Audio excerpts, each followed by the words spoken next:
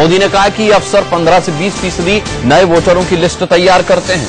मोदी ने कहा कि पार्टी के लिए नौजवान वोटर बेहद महत्वपूर्ण हैं। हमें चाहिए कि हम उनसे संपर्क बढ़ाएं और बीजेपी के लिए वोट करने के लिए उन्हें मनाएं। मोदी ने कहा कि ऐसी बातों पर ध्यान में रखकर पार्टी 272 से ज्यादा के टारगेट को पूरा कर सकती है।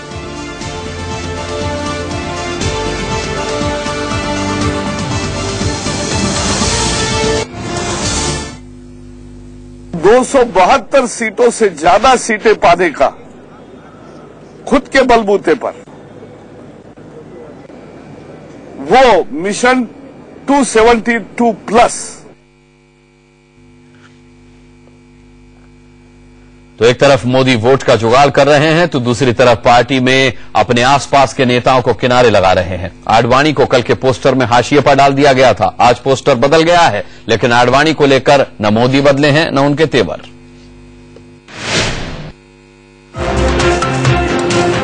लोकसभा चुनावों के लिए ये बीजेपी की अब तक की सबसे बड़ी बैठक है। इस बैठक में आडवाणी भी शामिल हुए। आडवाणी से लेकर नरेंद्र मोदी और बीजेपी के तमाम बड़े नेता 2014 के लिए चिंतन कर रहे हैं। तमाम राज्यों के बीजेपी अध्यक्ष, चुनाव प्रभारी और सह प्रभारी समेत बीजेपी की 20 चुनावी समितियों के प्रभारी बैठक में शामिल हैं। बीजेपी की चुनावी चिंतन बैठक में एक बड़ा बदलाव नजर आया।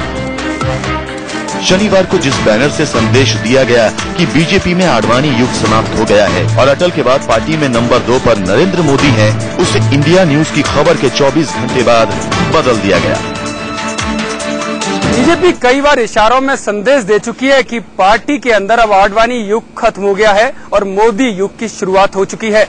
पार्टी ने एक ऐसा ही संदेश कल प्रवक्ताओं की होने वाली मीटिंग के समय दिया, जब एक नया होर्डिंग लगाया गया जिसमें अटल बिहारी वाजपेयी के बाद नरेंद्र मोदी को जगह दी गई, उसके बाद सुषमा स्वराज, जेटली और सबसे लास्ट में आडवाणी को जगह दी गई। जब ये खबर इंडिया न्यूज पर दिखाई गई तो उसके बाद रामलाल तुरंत सफाई देने आडवाणी से मिलने उनके घर पर पहुंचे और उनको समझाया कि मीडिया में जो संदेश जा रहा है पार्टी का वैसा मानना नहीं है।